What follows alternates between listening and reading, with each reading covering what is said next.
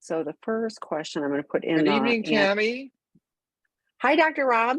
Nice to Welcome see back. you. Yeah, last week it Did you was. know? No, I just to tell you this. I was just talking to a woman the other day who said that she listens to this podcast back to back to back because she finds it soothing. I don't Oh, even know if she knows all the time what we're saying, but she likes hearing our voices. So there well, you go. We bring that's peace very to the nice. world. And if you're the person that said that, thank you. That's very kind. Thank So you. so let's say that. So on sexandrelationshiphealing.com, you can find Dr. Rob's Sex, Love, and Addiction podcast, which has had over 1 million downloads. But there's also shoot, healing from betrayal. Let me see.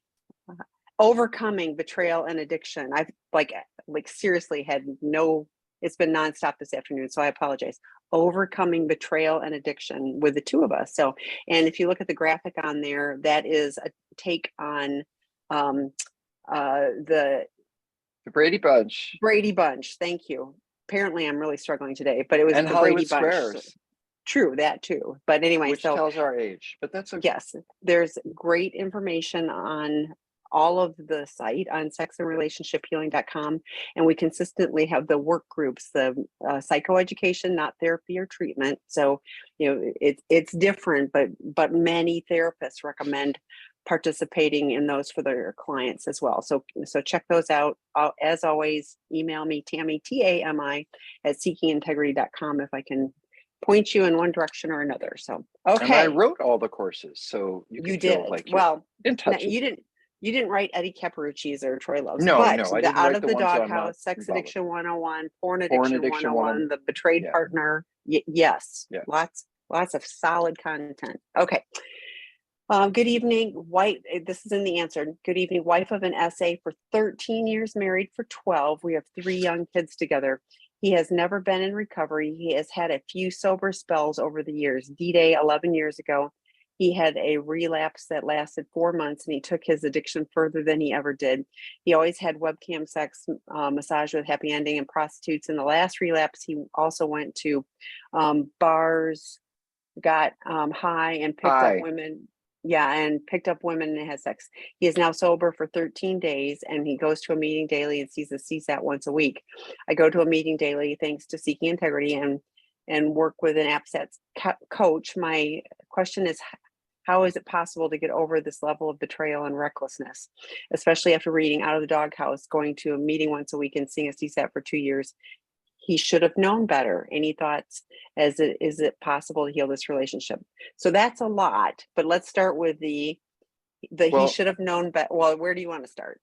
Well, I just come up with the first thing, which is exactly what you're going to say. I know you after 20 years of working with you or whatever. The question is, why is he going to 1 meeting a week? He's slipping. He's struggling. He should be at 4 meetings a week. I mean, if the goal is to change behavior and it's not working with 1, you got to try 2 or 3 or 4, So I am concerned. First of all, I'm really, really sorry. He's going to a meeting daily now, but he's been sober for 13 days. So, but reading Out of the Doghouse and going to meetings once a week. Right. Well, that's at the bottom. That's what he was doing. But now, so in the middle now. Oh, well, okay. In the last 13 days, he's going to a meeting a week. Okay. So, first of all, I don't think you should. First, I don't know that I'm trying to make a light right. I don't think there's ever fully getting over betrayal, because I think that, as we say, once a plate is broken, you'll always see the crack, even if you glue it back together. So that naive sense of that person would never walk out the door and do anything that would ever hurt me, that's gone. And now they could, and that they will, or they have. So I'm honestly, the first thing comes up for me is, are you STD tested? Are you making sure he's wearing a condom?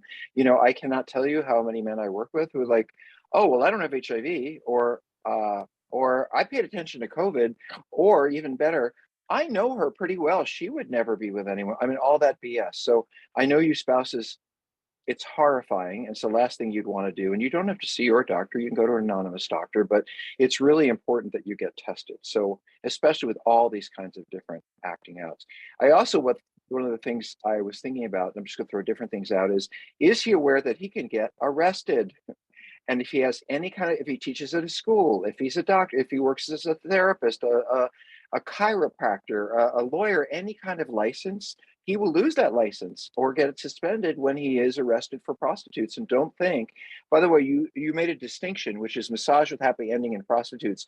Massage with happy ending is seeing a prostitute. You're paying someone for sex. So what you're telling me is he pays people online, which is webcam sex. He goes to massage parlors and pays them. And then he sees sex workers who he pays. And I bet you he picked up all the drinks for those women, all of that. So I'm just concerned that he is not only endangering your safety personally, and not certainly just your emotional safety, but he's also endangering your income, his reputation, your family's reputation. Tammy knows we had a client's spouse who I won't say what he did for a living. Let's say he was a dentist. And he had an affair with a number of people where he worked. And his spouse, while he was in treatment, made a dozen signs and put them up around town and around say, do not see this dentist. He's been fooling around with the people at work. So, it can absolutely affect your kids, your life, so there is the arrest thing. There's a disease thing. I don't think that you're ever fully going to get over betrayal, but you're certainly not going to get over this level of betrayal in 13 days. I would be curious whether, and I don't see it, he told you about his slipping and acting out, or whether you found out. I'm not sure, Tammy, if that's there. I didn't see that, but I'm betting that there is some discovery that's more likely to have happened. Yeah. So if you found stuff, that's even less likely that you're going to feel trusting, because at least, you folks, you don't want us to act out. You hate if we act out. You would rather not be with us if we act out. But if we can simply learn the lesson of being honest with you and telling you what we're struggling with. Tammy, I have so many partners who bring their history of their, how do I say this? At Seeking Integrity, we read letters from partners. And I can't tell you how many partners have said, I can live with your struggle if you just told me we could struggle together. And we are so focused as addicts on getting away with and not getting in trouble for. And we don't understand the bigger picture, which is in our relationship, you may hate what I'm doing, but I can talk about it with you. You might get furious, but what you're going to notice is different if I'm really in recovery is I'm coming to you and I'm telling you what I'm struggling with. It may be a bad night, but overall, you as a partner are going to think, well, I hate what's going on, but this is different. He came to me. So if we don't come to you, that's an even greater level of betrayal. So I think your question is kind of, what's the word? Hopeful, but unrealistic, because you are so far away from, I would be so far away from a place of forgiveness and coming to terms. In 13 days, I would absolutely be infuriated. So I think what you're asking for is a little too soon to have it. And a lot of changes would have to go forward for that to me to feel more trusting. And I hope he's not sleeping in your bed. Right. But after reading, part of your question is exactly what we talk about with people who call us and are seeking a higher level of help, is that, well, he read a book. I get lots of guys that, well, I read Sex Addiction 101. I was like, you know what, if you could magically read a book and get it and have this like aha moment and now be on a different path, we'd all read one book and be fine. That isn't recovery. It's like, it's a daily journey. And what I heard was seeing a CSAT. Dr. Rob used to see individual clients. He doesn't anymore. He only works with the clients that are at our Seeking Integrity treatment program. But, even if you're seeing an amazing CSAT, guess what? One 50-minute session once a week, is not going to conquer a 24/7 issue. It's, when the guys come to us at treatment, it's stop the problematic behavior, but it's address the underlying issues and have a plan. Are they all fixed in 14, 21, or 28 days? No, but they have a solid plan and the support to be able to move forward in a very different way. So they have that shift. And so I appreciate that he's now going to a meeting a day, Dr. Rob said it a little bit ago, if what you're doing isn't enough, increase the level. Maybe he needs to see his, CSAT twice a week. I'm glad you're seeing. Maybe he needs to come out here and I know let me get a hold of him. Yeah. I mean, do that.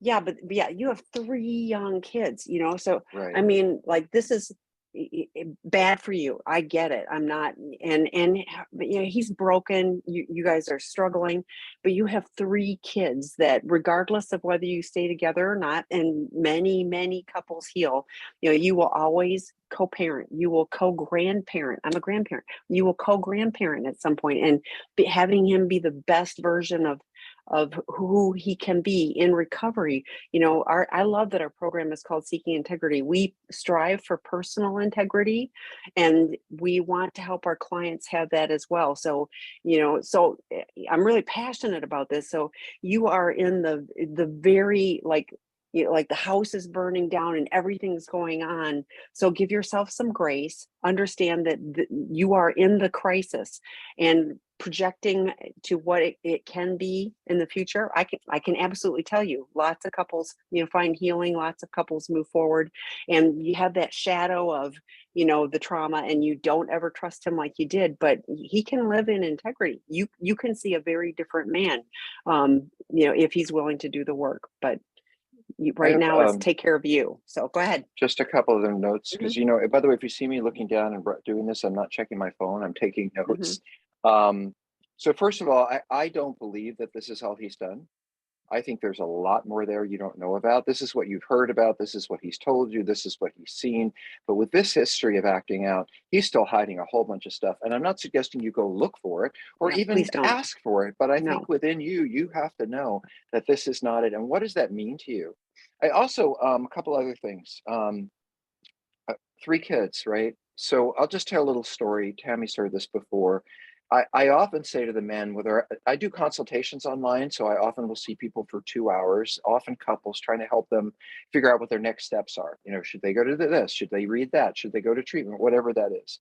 And one of the things that I say to the men is, do you think you've been a good husband? The men who are involved in heterosexual marriages and married. And they often say, no, as they should, haven't been the best husband. And then I say to them, have you been a good dad? And they like, well, of course I've been a good dad. I mean, I always brought home this and I always did this for them. And I went to their this and I, helped them with homework. And my answer is, well, my response is, I don't think so.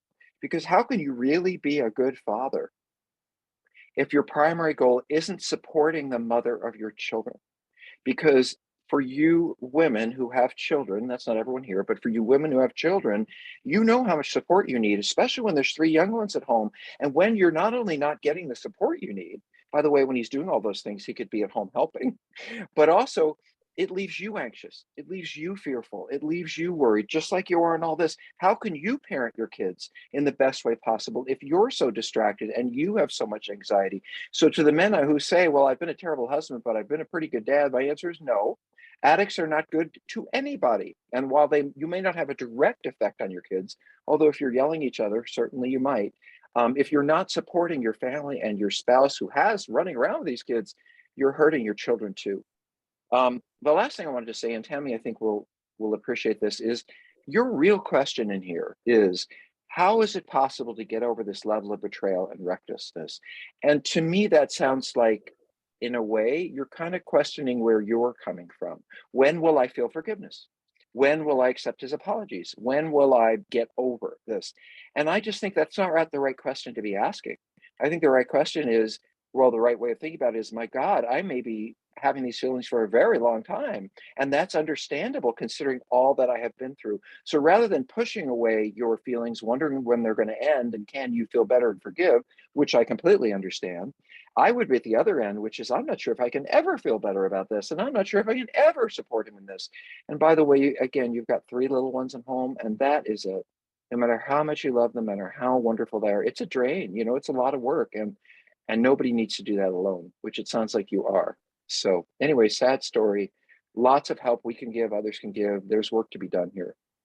Yes, but lean into there's betrayed partner groups on And sexandrelationshiphealing.com. they're We free. have well, yeah, and then we've got the betrayed partner work group that starts again in early October. That's different, but like Dr. Rob and I both said, give yourself grace, get yourself support, and don't believe anything his lips are saying. It's only what his actions are. And please, please, please don't ask for Have more sex with gory them. details. Well, and don't ask for the gory details, because I agree with you, Dr. Rob. There's more, but yeah, I hate when partners have no support and find out all this stuff, and it just is, I call it a vomit disclosure, because you're vomited all over you, and the stench is on you, and the addict's going, gosh, I feel better now, because I've been honest. And no, it's just made a huge, a worse place for the betrayed partner. So Okay, on to the next one. I need to write a partner impact letter for my PA husband. Is there any information I should include or exclude? I'm going to say work with your qualified professional. So for Dr. Rob alluded to this. We have, guys, when they're coming into treatment, we ask the partners for information, and we give guidance. This is what we're looking for, so that we have that. What you've been through, what you Yes, experience, yes, how your life has been, how yes, you've been lied to, sexual issues, all of it we bring in like an impact letter for us to read in treatment. Sorry, Tam, I yes. just wanted to Yeah, clarify. no, that's okay. But it's not part of disclosure. So what I hear you saying is I need to do an impact letter for my formal therapeutic disclosure, which means you please, please, please be working with a qualified professional. Ask for guidance from that professional. And I will say this too, Dr. Rob offers a peer case consultation group for professionals. If your professional is not working or is not participating in that, that's another free resource. They can contact me, Tammy, TAMI at seekingintegrity.com. The most talked about topic amongst the professionals is formal therapeutic disclosure. So this is not, oh, well, we're going to do this ourselves. This is not something to do. This is, if you want to heal the relationship, if you want to set a foundation for moving forward, get professional help, qualified professional help to do that. But your professional will help you with what should be on there. Well, and if you're talking about CSATs, and that's not directly related to this question, you have to understand, because I've been part of that training, I've helped do some of that training, I've written some of that training. And what I can tell you is that being a CSAT doesn't mean you know anything about addiction or you know how to treat addiction. And there are certain kinds of models, if you will, certain kinds of ways I need to act and need to treat the situation that's based on treating addiction, whether I'm treating drugs, alcohol, gambling, whatever. So I can be trained to work with sex addiction, but I also need to know on a bigger level, how do you treat addicts? And some CSATs are wonderful, warm, loving, compassionate people, but they don't know how to get in someone's face and say, what the F are you doing to your kids and family? They would never do that. And so I think you do need to make, just because you guys say, oh, well, they're seeing a CSAT, if they're not getting direction, if they're not being challenged, like this other story, he's been seeing a CSAT for a while, still acting out. How could that ever be acceptable? I would be all in his face as a therapist. What are you doing? Why are you doing it? How could you, all that kind of stuff. So not to dismiss CSATs. In a loving and compassionate way. It's accountability, right. Yeah.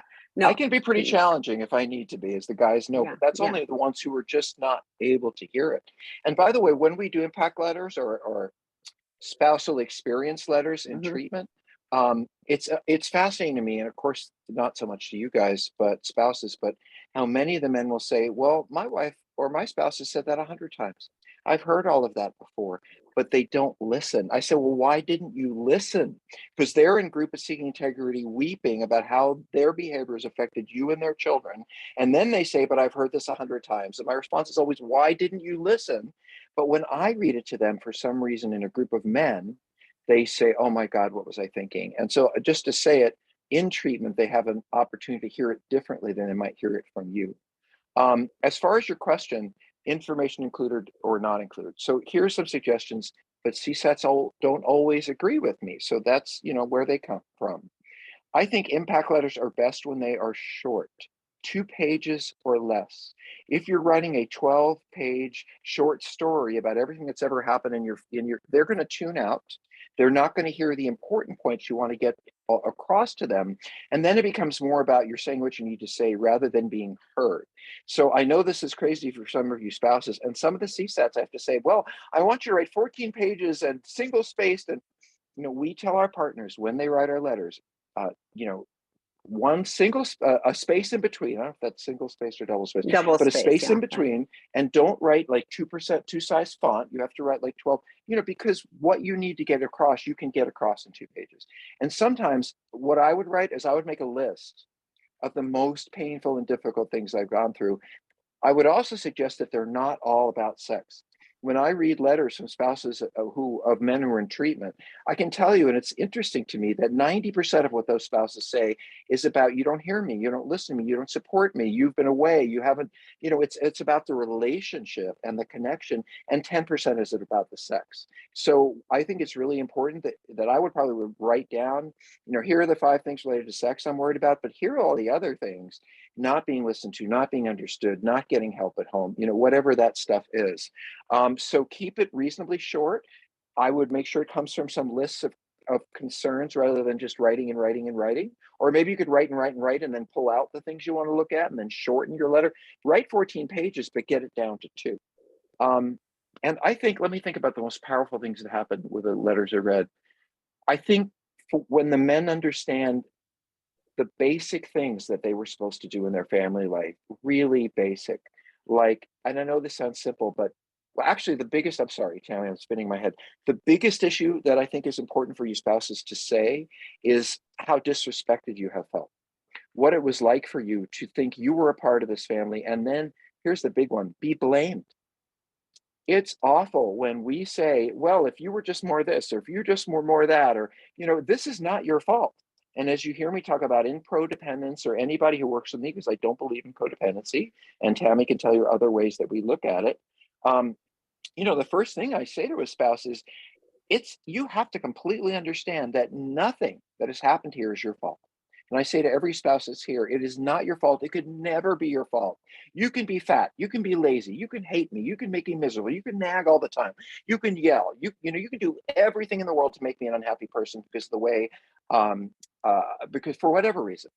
And I can go for a walk, or I can get a lawyer, or I can go play golf, or I can talk to a friend, or I can there are many, many things I can do when I am unhappy with my spouse, other than go see sex workers and have affairs or whatever that is. So and it's the same with alcohol. You make me miserable. I say, well, I wouldn't drink if I wasn't married to her. Yeah, you would, but you would blame someone else or something else. So no matter how badly any of you spouses feel like this is my fault, or I should take some responsibility, or you don't have any. You may have responsibility for problems in the relationship, we all do, but you are never, ever, ever responsible for someone choosing to act out and betray you. That is their decision. So anyway, I'm not sure how I got there, but I'm passionate about that.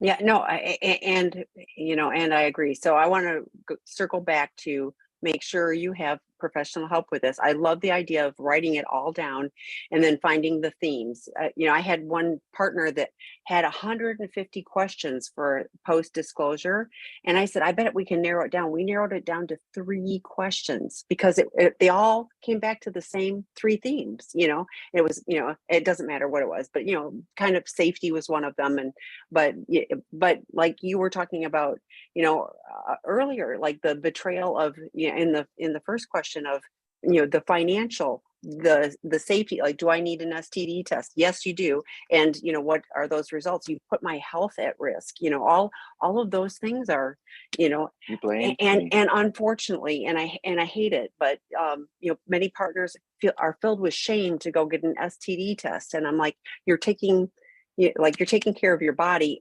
but of course it's this is something that you're doing because of nothing that you did. You are now having to experience the consequences. So all of those things could factor into your letter. But yeah, the 2 pages, because you're right, the addicts tune out. You can't hear the real meat of the questions or the letter. So. I want to add one other thing that I think is Mm-hmm. particularly important that the addicts need to hear is when they're angry. I'm not abusive. I don't get that angry. In your letter, well, you yell a lot, you throw plates, you slam your fist against a wall, you walk out and slam the door. Being abused doesn't just mean that you're beaten up or slapped. It can mean being scared. And if you say to them, I think this is going, and they say, shut the F up, and I don't want to hear about it anymore, and God damn it, why do we, that may be them just being defensive, but I don't want to ever be frightened of the person that I live with. And it's really important. I think the guys often say, oh my God, I never thought I abused my spouse, but I yell all the time. I break things. They're probably scared. So I just think having a broad definition of what abuse means and making sure that the addicts hear that is something very important for those letters. So should we move on? Yes. As a recovering addict, 6 months into this journey, is healthy Is it healthy to be in a relationship with people that are in active addiction? My partner of 2 years has been addicted to cannabis for 5 years to cope with his lived experiences and mental health conditions. He has been in therapy for 3 months. I don't feel it will impact my recovery because my choice to use or not use isn't based on what other people do or don't do.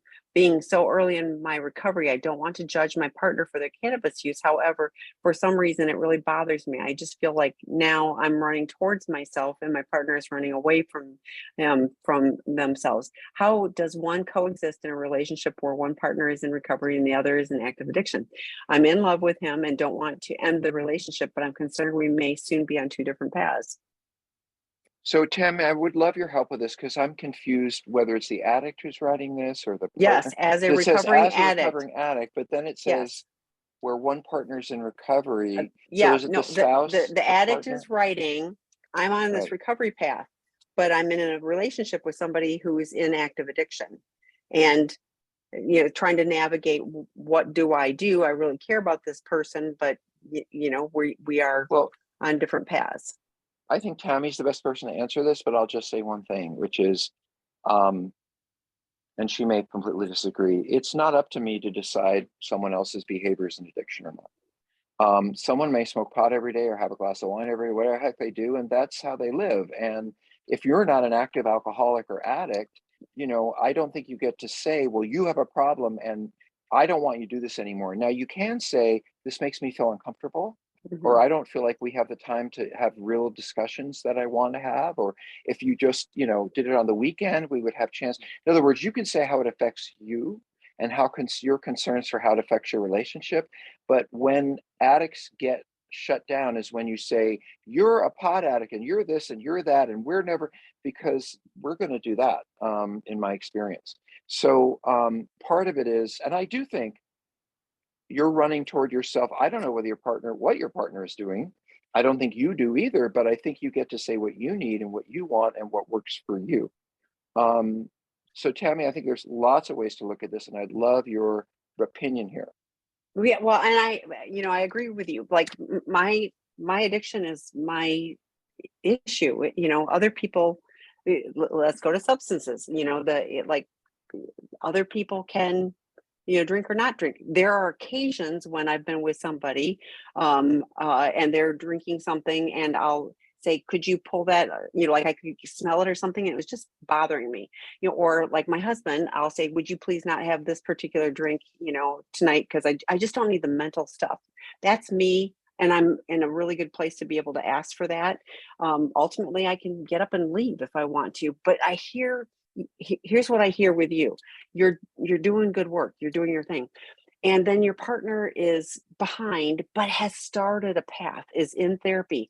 And so we're all on these journeys. And, if you can find a safe way to have your recovery so it isn't affecting and that you aren't getting a resentment because, this person is doing it, I think speaking your needs of like, when you're like this, I mean, when somebody's, high, you can't really connect with them on a real and meaningful way because they're high. It's like somebody being drunk or somebody acting out sexually. If you're sitting there doing porn nonstop, guess what? You're not available to someone else. So I think it's fair to say, this is affecting our relationship. I'm wondering if there's a way we can find that works, or you can say, if you when you're doing this, I need to go for Dr. Rob talked about his sanity walk, in the afternoon. I need to go for a walk. I need to go take care of myself. I need to go to a meeting or do that.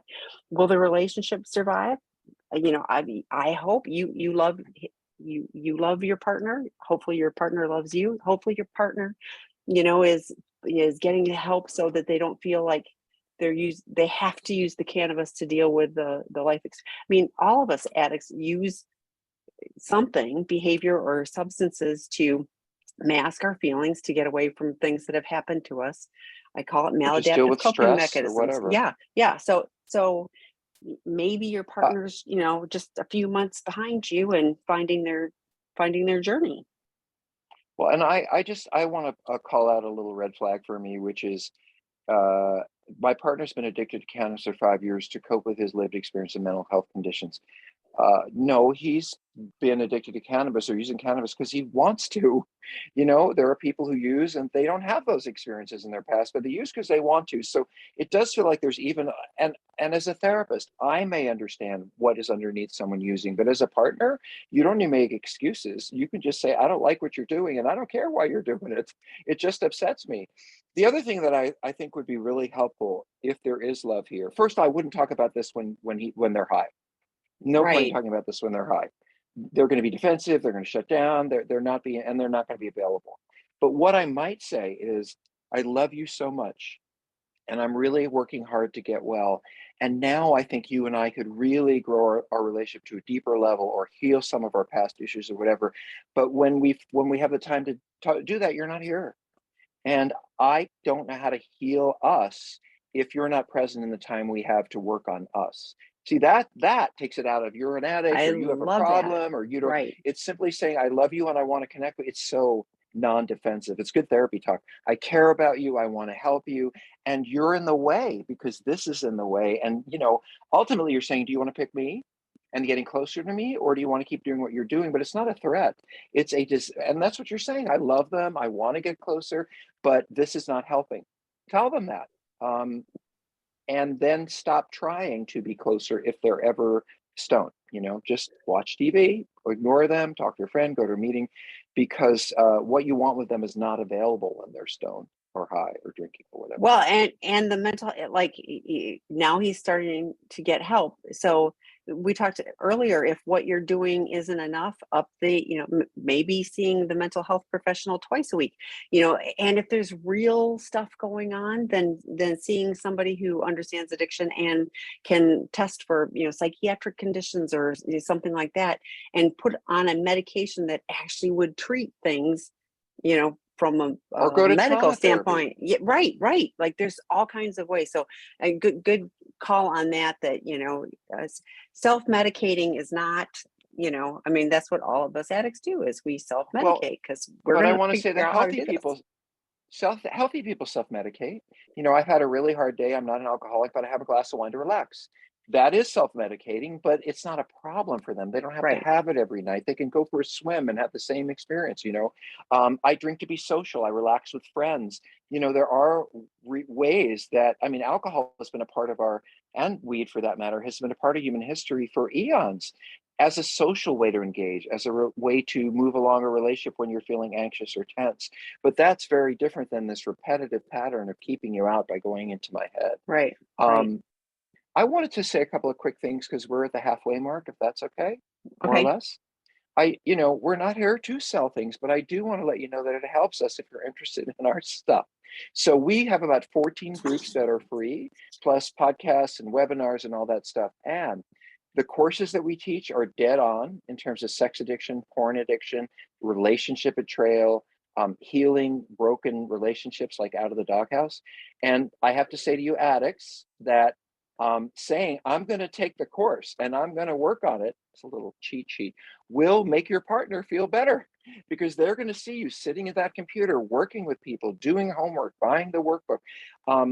And we don't charge lots of money, but it's incredibly useful to have that thought piece and not just the therapy piece and not just the meeting piece, but actually understand what's wrong with me. Where does it come from? What is it in my brain? What is relapse prevention? How do I do that? Hmm. And I just want to say one more thing about our courses, Tammy, just for everyone who's listening. Some men and women who are cheating, men in particular, I don't think we have a women's course, will sign up for a course called Out of the Doghouse because it's a course written for men to heal a relationship when they have cheated. So if I cheated on you and I have stopped cheating on you and I want to figure out how to understand what you're going through and how I can make it better, then Out of the Doghouse is a great course and a great book for you. But if you're still in the problem, then taking Out of the Doghouse or reading Out of the Doghouse is sort of like can be used as a manipulation to get you to feel better while I continue to act out. So, I often say to someone says, well, I should take Out of the Doghouse. I'm in a lot of trouble with my spouse. I'm like, but have you really focused on the addiction? Maybe you need to take a porn addiction course. Maybe you need to take a sex addiction course because learning to have empathy for someone while you're still hurting them is not going to be useful. So, these are steps that are there. We teach it for a reason. because we think it's absolutely essential to the work. So I want to throw it out there about our courses, and I'll say one more thing. Tammy never ever mentions this, but she does support sessions, and she will sit for 30 minutes, or do you do an 25 hour? or 50. I do actually more 50-minute sessions than And 25. Tammy will speak from a recovery perspective, from having worked in this field for so long, from talking to so many spouses, from watching the treatment process, and from being a woman who understands and has lived in and around addiction. So you don't have to do something fancy to gather information or get feedback. You can just reach out to Tammy. We refer to other people. We refer to us. You know, we are an all-purpose resource.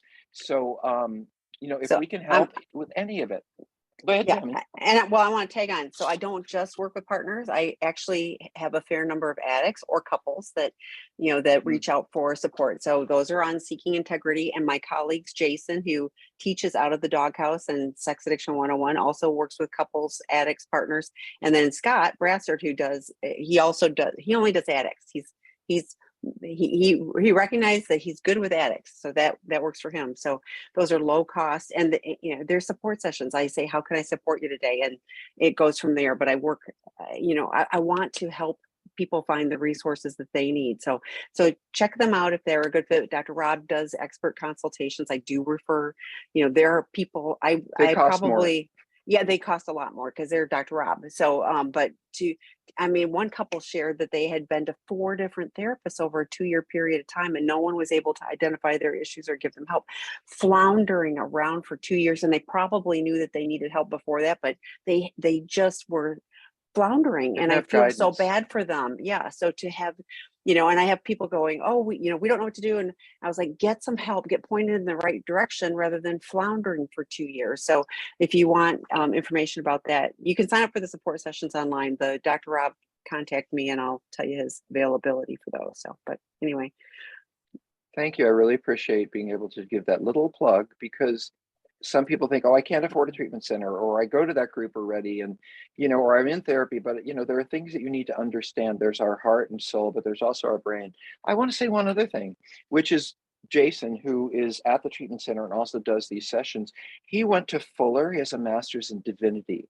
So part of our program, there are people who have deeply meaningful spirituality. There are people who don't quite understand it, but they think it's important. We actually have on staff someone who is trained at Fuller, which I think is about as high as you can get It is. in It's a good, training program. Yeah. professional pastors and stuff. They are there and they talk to the guys about that. But he can also support you looking at spirituality and religion and belief systems versus, how can I still stay with them if I have these beliefs, for example, or that kind of, as a couple, how do we come together on a spirituality when we've had such a schism between us for so long? That's part of why Jason is there, and he is at the center full time. Everybody gets to see him. So anyway, that's the end of our plugs. No. 3 more things about that. So therapists recommend the work groups. So it's not in place of therapy. It is in addition to therapy. 2, the work groups, I have people that go, well, I read Out of the Doghouse. I'm going to take or Sex Addiction 101, take the work group anyway, because what you read will be very surface, and having it live facilitated. These are not videos. It's live facilitated and working with other people. And you'll have these aha moments where going, oh, I hadn't thought about that. It's kind of like you were talking about with the impact letters when there's other people, you hear things differently. You get a different lens. Again, if you could just read a book and magically be fixed, we'd all read a book. And I think so. They gain relationships. I Oh mean, I yeah, have guys who go to the absolutely. group and they're like, oh, can I get your email? Or partners are Yes, like, oh, I totally relate to you. Could we start yes, chatting? So, yes. that's an experience you don't get from a book as well. You get to connect with people with the same issues. You don't have to reach out to them. You can sit there No, quietly and disengage, but correct. there are people who you might find something you can learn from or connect to. And be Anyway, pierced. that's, One more thing, and then with Jason, we are going to have a spiritual abuse. Well, it's oh, not going to be called that, but it will be unfortunately, many people have been hurt by religion, and so there will mhm. be a work group, probably not till next year, but Jason will be leading that. And so one of the things that will be supportive is, like you said, Dr. Rob, with aligning all of these things, and and the betrayal that happens from a religion or people within the religious organization, and is a betrayal on a deep level. So being Well, able to have a work group to discuss that will be helpful. And I want to give an example of that, which is Mm, my spiritual and religious community is incredibly supportive of me and wonderful, and they watch my kids, and we spend holidays together, and I love our, celebrations in mm, church. But I better not bring up sexual issues there, because if I do, it's not going to go well, and they're going to judge me. And well, that is a form of abuse, because you're welcome to open up your heart, but if there's something that doesn't look good to the community, they're going to push you away. And we have issues that don't look good, and we do need spiritual and religious support, many of us. So that is something I think that is absolutely worth doing a course on, and teaching people how to mhm. negotiate. Yeah. Okay, Okay. let's move on. All right. My husband's therapist hasn't mentioned anything about abstinence. I've heard that he should abstain from any type of porn, sex, and masturbation for 90 days. How important is it that he abstain for 90 days? Is it necessary for recovery? Oh my gosh. You have a feeling No, about I, this? I, I have strong feelings about this. So, but Okay. anyway, Well, I probably should start then.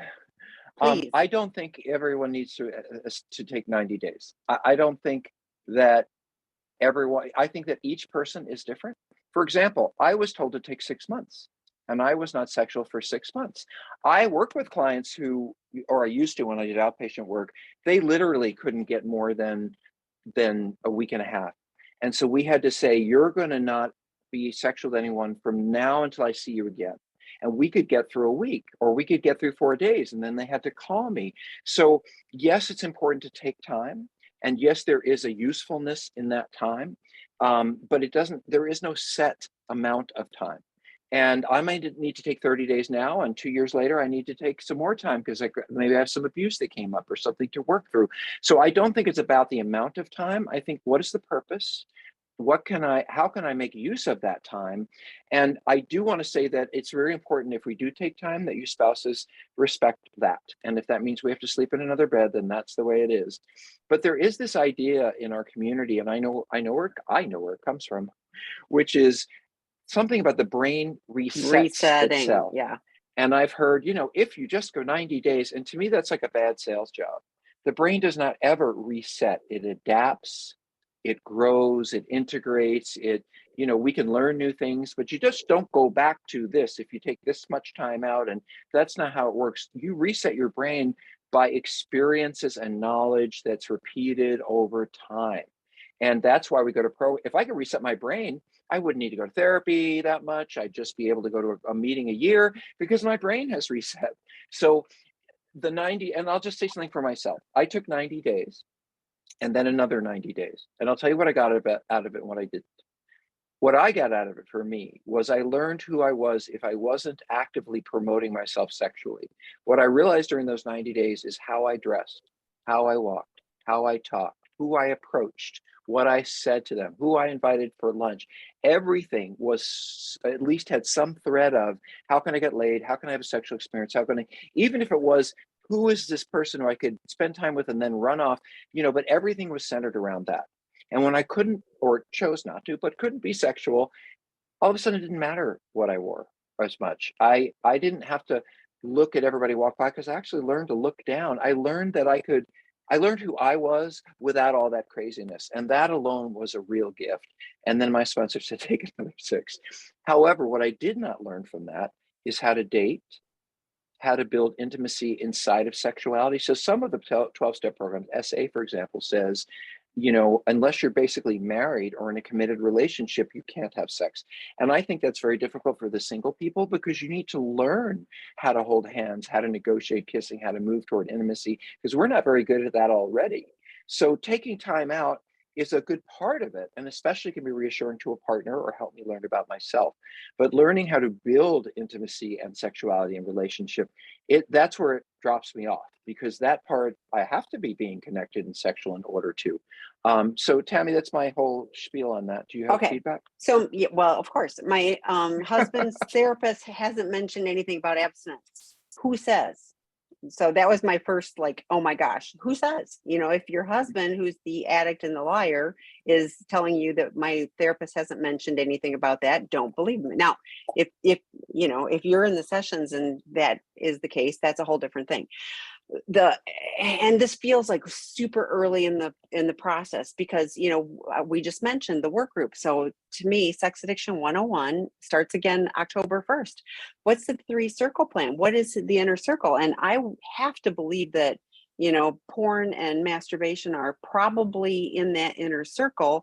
Sex with you, as Dr. Rob often says, why would you have sex with anybody you don't trust? And if this is early on, so there's so much here that, like, answering this in a quick soundbite is challenging. But my first thing is, if you have not heard it from the therapist, don't believe that your husband's therapist has actually said that. And healthy boundary for you: if you're doing these things, I don't feel safe. So therefore, we, sleeping in a separate bedroom and all of these things, I want to see action for your recovery. All of the things that you're mentioning are absolutely keeping, not that the brain just magically resets, but it's keeping that, that all that active, so Hey, taking a Tammy, pause is good. But I want a reset button. I know, yeah, yes, no doubt, yes, We need one of those. yeah. I did interrupt you. Was there something else you wanted to No, say? no, that was it. I want to move on to the next question. So, okay, Okay. because we have Yeah, let's 11 keep minutes left. moving. Okay. I don't understand what a love addict is, and you are going to help with that. Okay. Well, I think all love addicts are sex addicts in graduate school. So what I mean by that is a sex addict will objectify body parts. I don't care who you are. I'm going to look at your butt. I'm going to look at your arms. I'm going to look at your breasts. I'm going to look at whatever turns me on, and I'm going to want to connect with those body parts. You happen to be holding those body parts, so whatever I need to do to get through you emotionally to get to those body parts, that's what I'm looking for. But sex addicts are looking for validation, and sex addicts get validated if you desire me sexually, or if I can get you to have sex with me, then I feel good about myself. I feel powerful. I'm distracted, all that stuff. Love addiction is like a level up where I objectify the person. So my goal is not really to build intimacy with you. My goal is to have you there, because I feel so empty and I feel so alone. And I want somebody to just plug all of this up and make me feel connected and make me feel whole and make me feel supported. The problem is for love addicts is they also don't care who that person is. I mean, they want them to be this and that and the other thing, but on some level, they just want someone to be here. And so they too quickly get involved in relationships often, or get too deeply involved, because it really isn't about, do I like this person, although you may or may not. It's more about, how can they make me feel better? And then what happens with the love addict is 3 months in or 6 months in, they realize this isn't even someone they like, or this is someone who abuses me, or whatever it is. But they realize that they stayed not because they cared about who that person was, but because they wanted what that person had to give to them. So a love addict, sex addicts are based on objectifying body parts. Love addicts objectify the person to see how the person can make them feel better, as opposed to the body part. But all of it is about making up things about you that will make me feel better. I'm not really that interested in you as a person. And as I said, sometimes when you find out who the person is, love addicts are often so quickly wanting to connect because it's intolerable for them to be alone, that they don't know anything about the person that they've opened their heart to. And then they're horrified when they realize, oh, this isn't a good person. Well, as a therapist said to me once, and I'll say this, Tammy, because I hated when they said this. I wanted to be a relationship so bad. I spent 20 years of recovery trying to get into a relationship. And I said to a therapist, a good one, how long do you think it really gets to know someone to have a good, intimate relationship? And then he said the horrifying thing I didn't want to hear. He said, about 2 years. And my jaw fell on the floor. It's not that we don't build relationships and love each other in a year and move in or whatever, but we addicts need more time. We need to, here's the word, discernment. I don't really care enough to discern who you are, where you're coming from, if I'm a love addict. I just want someone who is good enough to make me feel not alone and taken care of. But when you find out who they are, they may or may not be the person that you want to be with. And then, by the way, love addicts drop that person and start looking for the next person, or they stay with this person and start dating that person too. So that's my answer. Tammy, you could throw some stuff. But my own, that's all great. The only thing I want to caveat with is I often hear from partners who perceive that because they love somebody so challenging as that they love an addict, that they're a love addict. And so I go, well, let's talk about that. And I start, asking them questions. Well, no. I said, so you love someone who's broken. That does not make you a love addict. And I feel so bad that partners automatically go to, there's something wrong with me, that I'm so problematic, I'm a love addict because I love somebody who's really challenging. Now, I'm sure, there may be a few of them that, actually have some, addictive behavior, but I hear it misused. I would say 99.9% of the time, so I appreciate you clarifying what it is and what it isn't. Well, I also think that someone who's been deeply hurt is always looking for why.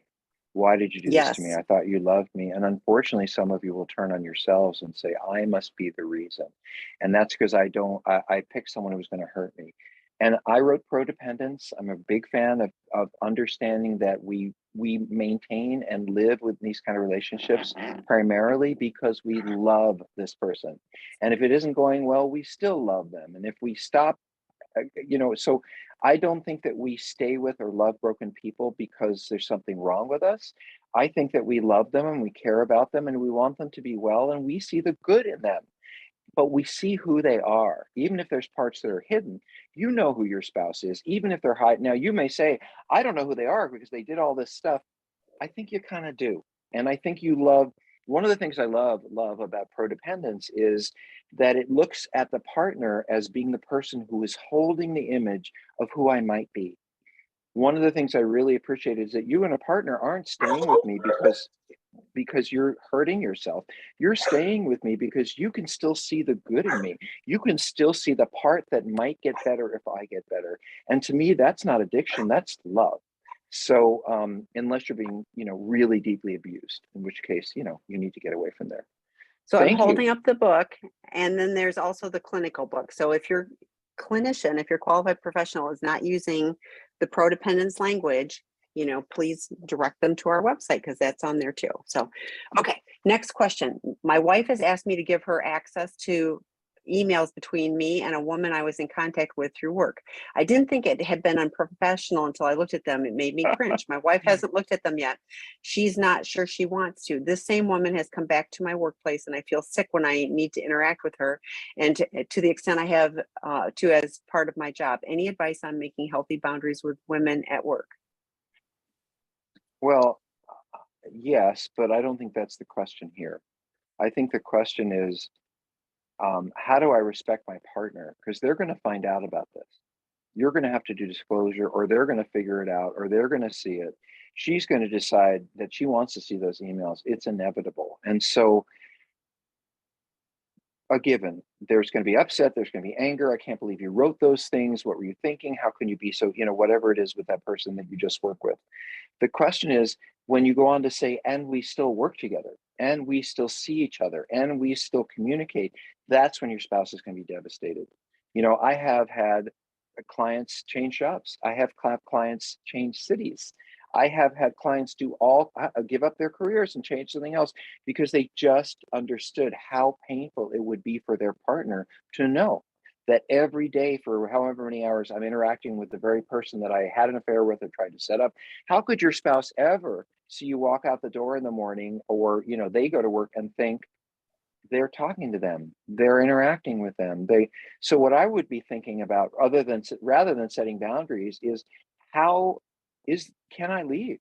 Can I move on? And by the way, that woman in the workplace, if she decides that she wants to sue you or go after you, there is this Me Too thing going on, and rightly so. And she just needs to bring that to your boss or put that in the newspaper or whatever it is, or go to a lawyer. And when they read those emails, it's going to be a problem. So if it were me, I would try to get out of this situation if I could. Because when your spouse hears about it, all they're going to want to make sure is you don't spend any time with this person, period. I'll give you one little clue. Is that my dog? Shouldn't be my dog. I'll give you one little clue about how to handle boundaries at work, though. I think this is very useful. Never go out alone with this person. If you're going to lunch, make sure someone else is there. If it's in your office and you're having a conversation, make sure someone else is there. Don't set yourself up in a situation where it's just you and them. And I think if you just make sure there's a third party around, you are cutting off the possibility that you're going to end up back where you don't want to be. Yeah, we have time for one more. I'm going to see if that's my dog, but I'm listening. So hang on. I'm here. So no, I want to respond on some of this. So first of all, if it's work emails, you should check with like, is it appropriate to show your wife? Like some things are, like my husband's job, he should never show me in the business he works in. Like it would be terms for firing if I was involved in that. That's just the kind of business he does. So I think and I don't know if your wife needs to see it. I think it would be fair to say they are cringe. I looked at them, they are cringeworthy. Enough said. But yeah, I agree with Dr. Rob, the ability to look for another job. Like do you value your relationship? Their jobs are jobs, although mine is so fabulous. Thank you, Dr. Rob. So, But I do. Yeah, no, I but just it's know one the of those right things. people I want to work with. Yeah, but it's I one of want to. those. Go ahead. Go ahead. But Yeah. no, but I would be careful from, like, what is your work policy about, other people seeing work emails, but also to, for your wife's sake, she's not sure she wants to see them.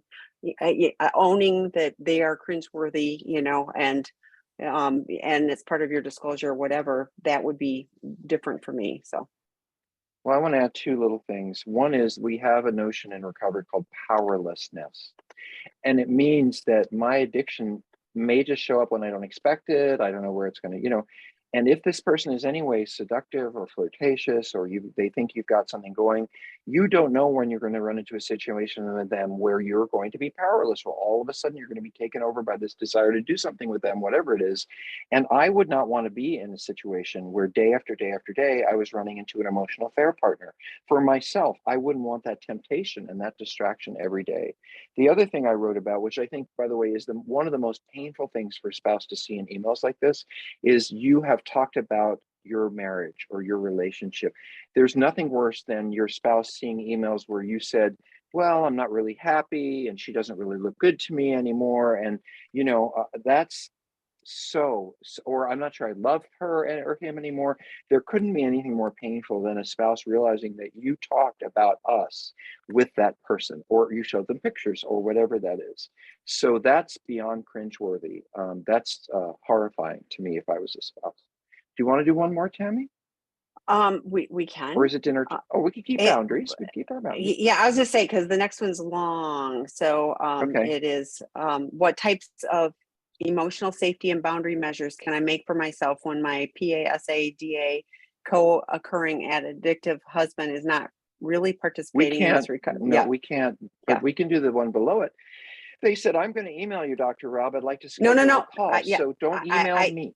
No, the open one. No, I emailed. Well, they asked if they could email me. I said, don't email me. No, I was answering and I said, I'm going to email you. Like that was answering something else. So. But if anyone wants to contact us, please, I'm glad to talk to you, but please reach out to Tammy. Yeah. Here's another quick question. This one, does it make sense to do underlying issue work groups if you haven't done the Sex Addiction 101 course? I'm 6 months in sober. I mean, if you are on solid recovery, you've got a great sponsor, you're really doing the work and not struggling with slips or anything, then do the underlying issues. But those foundational components in Sex Addiction 101 or Porn Addiction 101, I highly recommend. I think, like I go to 12-step meetings still regularly. Do you know how many first step meetings I've been in?